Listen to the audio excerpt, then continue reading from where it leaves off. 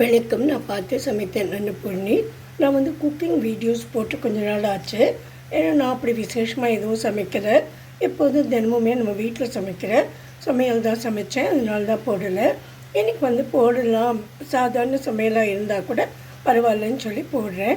இன்றைக்கி வந்து அரைச்சி விட்டு ஒரு கறி தான் பண்ணியிருக்கேன். அந்த முருங்கைக்காய் வச்சு இந்த முருங்கைக்காயில் தண்ணி விட்டு கொஞ்சம் மஞ்சள் பொடியை போட்டு உப்பை போட்டு வேக வச்சு வச்சுட்டுருக்கேன். இப்போ இதுக்கு வந்து நம்ம ஒன்று அரைச்சி விடணும். அதுக்கு வந்து கொஞ்சம் ஒரு 3 டேபிள் ஸ்பூன் தனியாக எடுத்து வச்சுட்டுருக்கேன். அப்புறம் உங்களுக்கு எவ்வளோ வேணுமோ அவ்வளோ மிளகா, ஒரே 1 டேபிள் ஸ்பூன் கடலைப்பருப்பு, உளுத்தம்பருப்பு. அப்புறம் நீங்கள் இந்த இடத்துல வேணும்னா உங்களுக்கு ஒரு அரை டீஸ்பூன் மெந்தியமும் போட்டுக்கலாம். ஆனால் நான் எங்கிட்ட வந்து அந்த மெந்திய லீவ்ஸ் இருக்குது, அதை நான் ஆட் பண்ணிக்க போகிறேன். அதனால் இதில் போடல. இது வந்து வெறும் வாண்டில் நல்லா வறுத்துக்கலாம். இதெல்லாம் வறுத்துட்டேன். இந்த அளவுக்கு வறுந்தால் போதும். இதுக்கு மேலே வந்து அது கரிஞ்சு போயிடும்.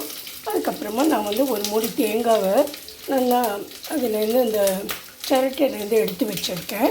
அதையும் நல்லா நம்ம தேங்காய் எண்ணெய் விட்டு வறுத்துக்கலாம். நான் ஒரு டேபிள் ஸ்பூன் தேங்காய் எண்ணெய் விட்டுட்டு இந்த தேங்காயை போட்டு இதை நல்லா செவக்க வறுக்கணும். நம்ம எண்ணெய் விடாமல் இதை வறுக்கிறது வந்து அவ்வளோ சரியாக வராது. அதனால் நான் கொஞ்சம் எண்ணெய் விட்டு வறுத்துக்கிறேன். இப்போ நம்ம தேங்காயை நல்லா வறுந்துட்டு இந்த மாதிரி இது செவக்க நல்லா ப்ரௌன் கலர் ஆகிற வரைக்கும் நம்ம வறுத்து எடுத்துக்கணும். இப்போ இதையும் எடுத்து நம்ம ஏற்கனவே வறுத்துருக்கோம் இல்லையா, அந்த சாமானோடு போட்டு கொஞ்சம் சூடு நல்லா ஆறின அப்புறமா தண்ணியை விட்டு நல்லா மசிச்சு எடுத்துக்கலாம். மிக்சியில் போட்டு நல்லா அரைச்சி எடுத்துக்கலாம். அப்புறம் இதுலேயே நீங்கள் வந்து கொஞ்சம் ஜீரகமும் மிளகும் கூட போட்டு நல்லா வறுத்து அரைச்சிக்கலாம். ஆனால் எங்கிட்ட நான் வறுத்து அரைச்ச மிளகு பொடியும் ஜீரக பொடியும் இருக்குது. நான் அரைக்கும்போது அதையும் ஒவ்வொரு டேபிள் ஸ்பூன் போட்டுட்டு அரைச்சிப்பேன். இது கொஞ்சம் சூடு ஆறுறதுக்குள்ளே நீங்கள் கொஞ்சமாக புளி எடுத்து கரைச்சி வச்சுக்கலாம். நான் வந்து இன்றைக்கி புளி போட போகிறதில்ல. ஒரு டொமேட்டோ போட்டுட்டு அதுக்கப்புறம் கொஞ்சம் ஆம்ச்சூர் பவுடரும் போட்டுப்பேன். நான் இங்கே வந்து வறுத்து அரைச்ச மிளகு பவுடரும் இந்த ஜீரக பவுடர் எடுத்து வச்சுருக்கேன். நான் அரைக்கும்போது இதையும் அது கூட சேர்த்து நல்லா மசிச்சு நல்லா அரைச்சின்னு வந்துடுறேன். நான் அந்த உப்பு மஞ்சப்பொடி போட்டு வேக வச்ச முருங்காயை எடுத்து வச்சுருக்கேன். இதில் வந்து இப்போ ஒரு 3 டொமேட்டோவை கட் பண்ணி வச்சுருக்கேன். இந்த டொமேட்டோஸ் இது கூட ஆட் பண்ணிடுறேன். ஆட் பண்ணினதுக்கப்புறம் இங்கே நான் அரைச்சும் வச்சுருக்கேன். இதை நல்லா மசியாக அரைஞ்சிடுத்து கொஞ்சம் எல்லாம் அது அந்த டொமேட்டோ இது ஒன்றா சேர்ந்ததுக்கப்புறம் நம்ம இந்த அரைச்சி விட்டதே அது கூட சேர்த்துக்கலாம். இது வந்து டொமேட்டோ போட்டது வந்து நல்லா வெந்துட்டே இருக்குது. நான் வந்து சின்ன ஸ்டவ்க்கு இதை மாற்றிட்டேன். ஏன்னா இங்கே வந்து எனக்கு தோசை பண்ண வேண்டி வந்தது, பசிக்கிறதுன்னு சொன்னால். அதனால தோசையை வாத்துட்டு அப்புறம் அதை நான் கண்டினியூ பண்ணுறேன். இப்போ நம்ம தோசையை வாத்து எடுத்துக்கலாம். இது வந்து என்னோடய இரும்பு கடாய் தான். ரொம்ப வருஷத்துக்கு முன்னாடி வாங்கின இரும்பு கடாய். இது வந்து எங்கள் மாமியார் காலத்துலேருந்து எங்கிட்ட இருக்குது. இந்த தவாவை பற்றி சொன்னேன் இல்லையா, தோசை தவாவை. இந்த தவா வந்து எங்கள் மாமியார் என்ன சொல்லுவாங்கன்னா, அந்த காலத்தில் அந்த தண்டவாளம் இருக்கு இல்லையா, ரயில்வே தண்டவாளம், அந்த தண்டவாளத்தில் பண்ணின இரும்பு அப்படின்னு சொல்லுவாள். அந்த தண்டவாளம் இரும்பு எடுத்து பண்ணினது அப்படின்னு சொல்லுவாள். இது எங்கிட்ட இன்னமும் இருக்குது. இது வந்து வாத்து எடுத்துக்கிறேன் நான். அதுக்குள்ளே இதெல்லாம் ஒன்றா சேர்ந்துட்டு இந்த சமயத்தில் நீங்கள் புளியை கரைச்சி விட்டுக்கலாம். ஆனால் நான் ஒரு பர்பஸ்க்காக புளி யூஸ் பண்ணலை. அதுக்கு பதிலாக அதுக்கு புளிப்பு சக்தி கொடுக்கறதுக்காக அந்த ஒரு டேஸ்ட் வேணும் இல்லையா, அதுக்காக நான் வந்து 2 ஸ்பூன் ஆம்ச்சூர் பவுடர் இருக்குது எங்கிட்ட, அதை ஆட் பண்ணிக்க போகிறேன். இங்கே எடுத்து வச்சுருக்கேன் இந்த ஆம்ச்சூர் பவுடரை. என்ன தான் பிளாஸ்டிக் அவாய்ட் பண்ணினா கூட இந்த மாதிரி ட்ரை சாமான் ஒவ்வொன்றுத்துக்கு கொஞ்சமாக பிளாஸ்டிக்கையும் யூஸ் பண்ண வேண்டியதாக இருக்குது. அது வந்து நம்ம வந்து யூஸ் பண்ண வேண்டிய நல்ல பிளாஸ்டிக் தான் சொல்கிறேன்.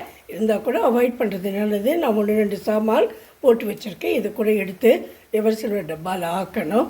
இப்போ நான் வந்து அதை ஆட் பண்ணிடுறேன். இந்த நம்மளோட கறி வந்து முருங்கைக்காய் போட்டு ஒரு கூட்டான்னு சொல்லலாம், என்ன குழம்புன்னு சொல்லிக்கலாம். அது வந்து நான் அந்த ஆம்ச்சூர் பவுடரும் போட்டு கொடுத்துட்டேன்.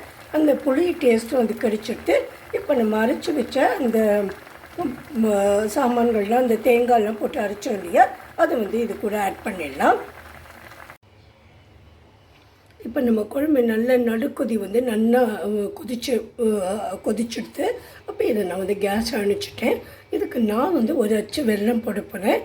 இது உங்கள் ஆப்ஷனல், உங்கள் இஷ்டம்தான், ஆப்ஷனல் தான். வேணும்னா போட்டுக்கோங்க, உங்களுக்கு வேண்டான்னா விட்டுடுங்க.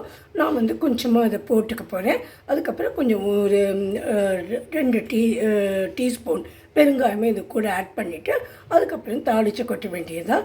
தாளிக்கிறது வந்து நான் தேங்காய் எண்ணெயில் கொஞ்சம் கடுகு, ஒரு வத்த மிளகாய், இது 2த்தையும் உளுத்தம்பருப்புலாம் போட போகிறதில்ல, அதை போட்டு நான் வந்து தாளிச்சிட போகிறேன்.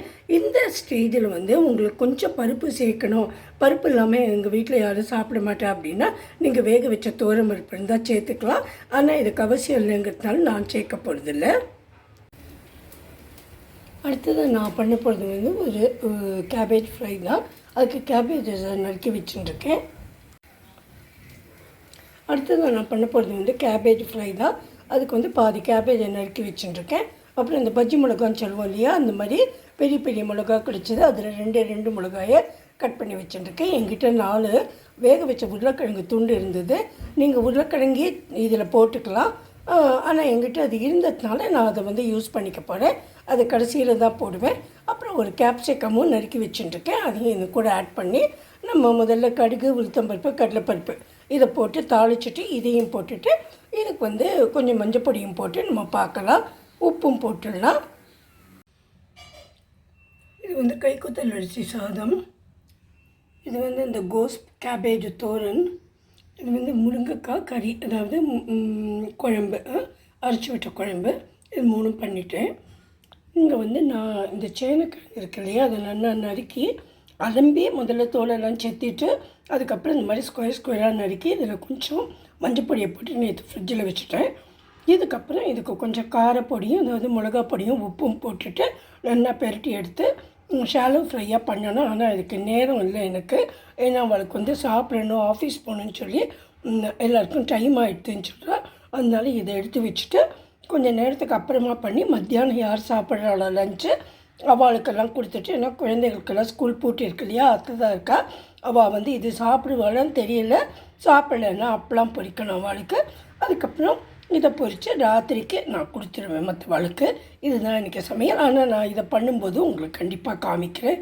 Thank you friends. உங்களுக்கு பிடிச்சிருந்தா லைக் பண்ணி ஷேர் பண்ணுங்க, சப்ஸ்கிரைபும் பண்ணுங்க. Thank you. Meet you in my next video. Thank you. இப்போ வந்து இந்த கட் பண்ணின சேனையெல்லாம் கொஞ்சம் மஞ்சள் பொடியில் போட்டிருந்தேன் இல்லையா, இதில் லேசாக உப்பு தூவி தண்ணியில் வந்து ஒரு 7 மினிட்ஸ்க்கு நல்லா வேக வச்சுட்டு, ரொம்ப நல்லா வேக வேண்டாம், கொஞ்சம் லேசாக வெந்துடுத்து. இப்போ நம்ம எண்ணெயை விட்டு இதை வறுத்தெடுத்துடலாம். ஷாலோ ஃப்ரை பண்ணினாலே போகிறோம். அதுக்கு முன்னாடி இதில் கொஞ்சம் கூட உப்பு பார்த்துட்டு வேணும்னா உப்பு, அதுக்கப்புறம் மிளகாய் பொடி, இது 2 போட்டுக்கலாம். கொஞ்சம் பெருங்காயம் இதை போட்டுட்டு உங்களுக்கு ஏதாவது கரம் மசாலாவோ இல்லை கறி பவுடரோ ஏதாவது இருந்தால் அதுவும் போட்டு நல்லா கொஞ்சம் தண்ணியை விட்டு எல்லாத்தையும் மிக்ஸ் பண்ணிவிட்டு நம்ம ஷாலோ ஃப்ரை பண்ணி எடுத்துடலாம், அடையெல்லாம் வாக்குற மாதிரி. இப்போ நான் இதில் வந்து கொஞ்சம் மிளகாய் பொடி, கொஞ்சம் கறி பவுடர், மசாலா கறி பவுடர் என்கிட்ட இருக்குது, இந்த சப்ஜிக்கெல்லாம் போடுறதுக்கு அந்த பவுடர், கொஞ்சம் ஆம்ச்சூர் பவுடர், உப்பு, கொஞ்சம் பெருங்காயம் இதெல்லாம் போட்டு லேசாக தண்ணியை விட்டு அப்போ தான் அது பிடிக்கும். இதெல்லாம் நல்லா பெரட்டி வச்சுருக்கேன். அதில் இது இங்கே வந்து எண்ணெய் வச்சுருக்கேன். இப்போ நம்ம வந்து 2 போட்டு இதை வந்து எடுத்துடலாம். இப்போ பார்த்தீங்கன்னா அந்த எண்ணெயில் நான் போட்டுட்டு கொஞ்சம் சின்னதாக்கியிருக்கேன் கேஸை. 2 பக்கமும் போட்டு நல்லா முறைன்னு எடுத்துடலாம். இப்போ நம்ம டேஸ்டியான சேனை வறுவல் வந்து ரெடி ஆகிடுது. இதுவும் சாதத்தை கூட நம்ம போட்டு தொட்டுன்னு சாப்பிட்டுடலாம். Thank you friends.